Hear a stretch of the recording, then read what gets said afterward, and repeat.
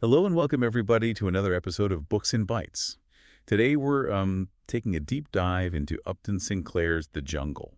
It's a book that packs a punch, literally and figuratively.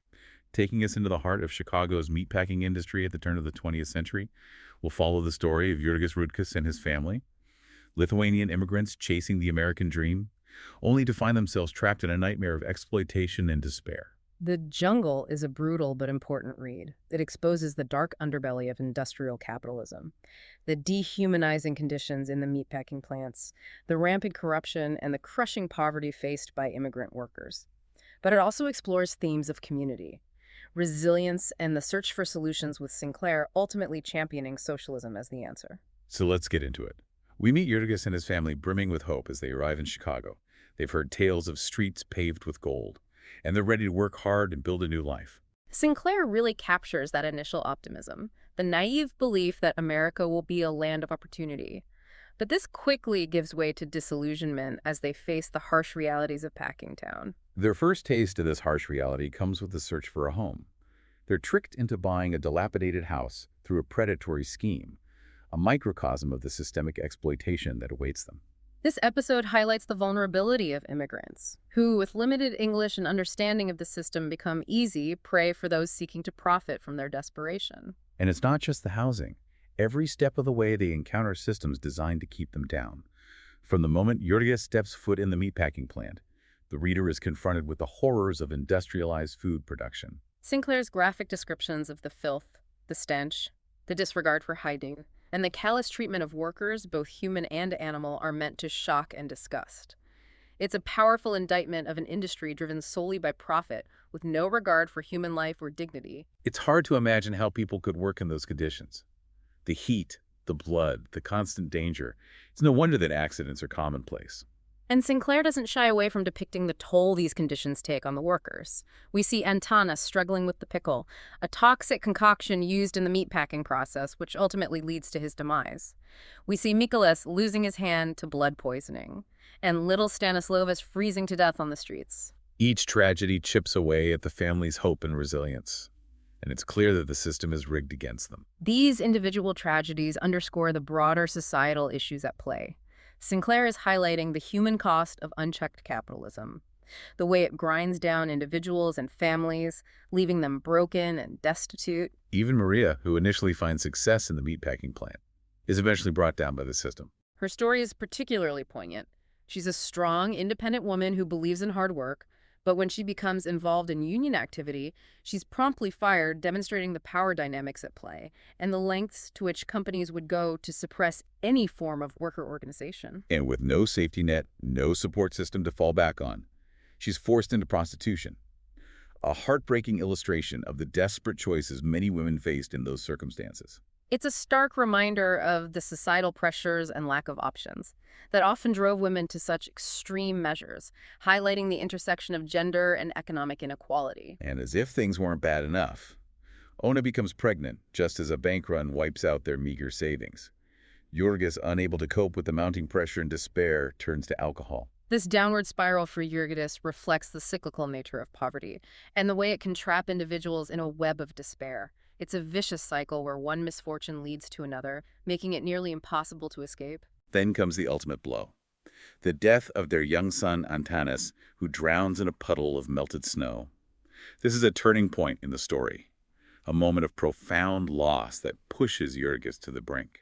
Sinclair uses this tragedy to illustrate the utter hopelessness of their situation.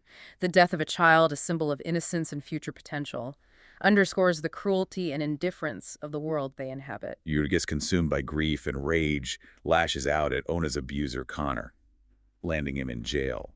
This marks a significant shift in his character. It's a moment of rebellion, but it also pushes him further into the margins of society. Upon release, he's blacklisted from the meatpacking industry, forcing him into a life of transience and hardship. He becomes a hobo, drifting from one menial job to another, sleeping in shelters, and encountering a cast of characters who represent the underbelly of urban life. There's a particularly poignant scene where he comes across a drunken millionaire's son, who gives him a $100 bill. This episode highlights the irony of his situation. Even when fortune smiles upon him, he's unable to capitalize on it. He can't cash the bill because of his appearance and lack of identification, a stark reminder of the systemic barriers that keep the working class trapped in poverty. This encounter with Jurgis, unable to cash the $100 bill, really underscores the idea that even when opportunity presents itself, the system is designed to keep people like Jurgis down. It's a cruel twist of fate. And from there, Jurgis's journey takes an even darker turn, as he's drawn into the criminal underworld. Out of desperation, he joins forces with Dwayne, a petty thief, and later becomes involved in election fraud, working for Mike Scully, the corrupt political boss of Packingtown. This descent into criminality exposes another layer of corruption in Chicago. It shows how those in power exploit the vulnerable for their own gain, perpetuating a cycle of poverty and injustice. The rigged elections and the manipulation of the legal system demonstrate how power corrupts, and how the poor are often caught in the crossfire. In the midst of all this darkness, there's a glimmer of hope when a massive meatpacking strike erupts. Workers fed up with the inhumane conditions and unfair treatment finally take a stand. Sinclair captures the energy and determination of the strikers, their solidarity in the face of overwhelming odds. He also depicts the brutal response from the authorities, the violence unleashed upon the workers who dared to challenge the status quo. The strike is ultimately crushed, leaving Jurgis feeling even more disillusioned and lost.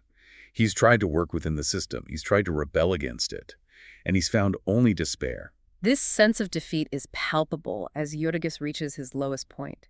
He's lost his family, his home, his dignity. He's witnessed the depths of human suffering, and he's come to realize that the American dream he's so desperately chased is nothing but an illusion for people like him. And it's at this moment of utter despair that he stumbles upon a socialist rally. This encounter is pivotal. It introduces Jurgis to a new way of thinking, a different vision for society that promises equality, fairness, and a chance for the working class to control their own destiny. He's drawn to the socialist message of solidarity, their critique of capitalism, and their belief in the power of collective action.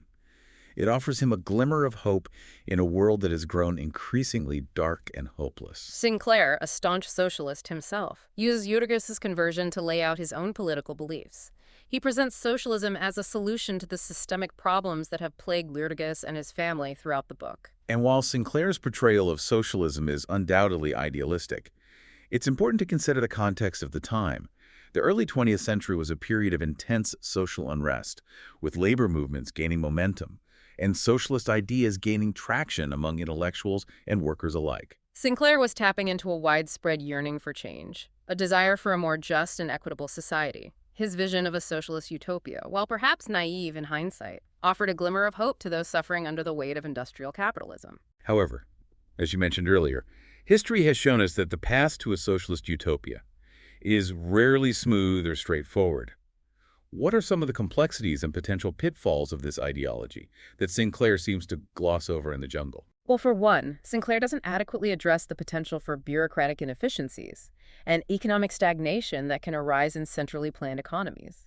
He also simplifies the challenges of transitioning from a capitalist to a socialist system, overlooking the potential for resistance and disruption. Right, because dismantling an existing power structure Yeah. is rarely a seamless or peaceful process.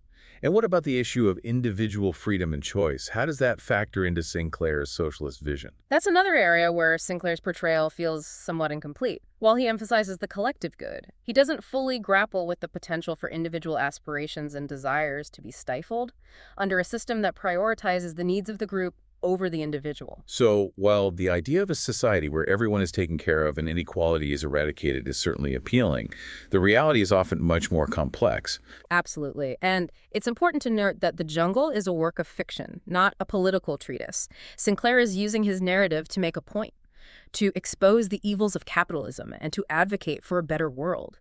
But he doesn't necessarily offer a blueprint for how to achieve that world. So while we can appreciate his passion and his desire for social justice, we also need to be critical of the solutions he proposes. Exactly. The Jungle is a powerful and thought-provoking book, but it's important to read it with a discerning eye, understanding its historical context, and recognizing that the complexities of social and economic systems rarely lend themselves to easy or simplistic solutions. I think that's one of the reasons why The Jungle continues to resonate with readers today. It forces us to grapple with these fundamental questions about how to create a society that is both just and prosperous. And it reminds us that the fight for social justice is an ongoing process, one that requires constant vigilance, critical thinking, and a willingness to engage in meaningful dialogue, even with those who hold differing viewpoints. And it reminds us that the fight for social justice is an ongoing process, one that requires constant vigilance, critical thinking, and a willingness to engage in meaningful dialogue, even with those who hold differing viewpoints. So we've talked about the horrors that Jurgis and his family experience and the hope he finds in socialism at the end of the book. But stepping back, how effective is The Jungle as a piece of literature? Well, it's certainly a powerful work, and its impact is undeniable. Sinclair's vivid descriptions and unflinching portrayal of the human cost of industrial capitalism sparked outrage and led to real-world reforms. And it's credited with influencing the passage of the Meat Inspection Act and the Pure Food and Drug Act, right? Exactly. It forced people to confront the realities of where their food came from and the conditions under which it was produced. But as we've discussed, the book is also heavily didactic, with Sinclair using the narrative to promote his own socialist ideology. That's true, and while the book's social critique remains relevant, the portrayal of socialism as a simple solution can feel somewhat simplistic to a modern reader. Yeah, it seems to present a utopian vision without fully acknowledging the potential challenges and complexities of implementing such a system. Yes, and I think it's important to engage with both the strengths and weaknesses of the jungle. It's a valuable historical document, a powerful call for social justice, and a testament to the power of literature to effect change. But it's also a product of its time, reflecting the specific ideological currents of the early 20th century. So perhaps the book is best understood as a conversation starter, prompting readers to grapple with complex issues and to think critically about the solutions we propose to societal problems. I think that's a great way to put it. The jungle may not offer all the answers, but it certainly raises the right questions. And ultimately, it leaves us with a sense of hope, however fragile, that a better world is possible. That's the enduring power of Sinclair's work, despite its flaws. It reminds us of the importance of empathy, of fighting for justice, and of believing in the possibility of a more equitable future. Well, that's a powerful message to end on. We hope you've enjoyed this deep dive into the jungle. It's a book that continues to resonate over a century after its publication, challenging us to confront uncomfortable truths and to imagine a world where everyone has the opportunity to thrive. And as we close, I'd like to leave you with the question to ponder: what aspects of Jurgis' struggle still resonate with us today, and what lessons can we learn from his journey as we navigate the complexities of our own social and economic landscape? Thanks for joining us, and we'll see you next time on Books and Bites.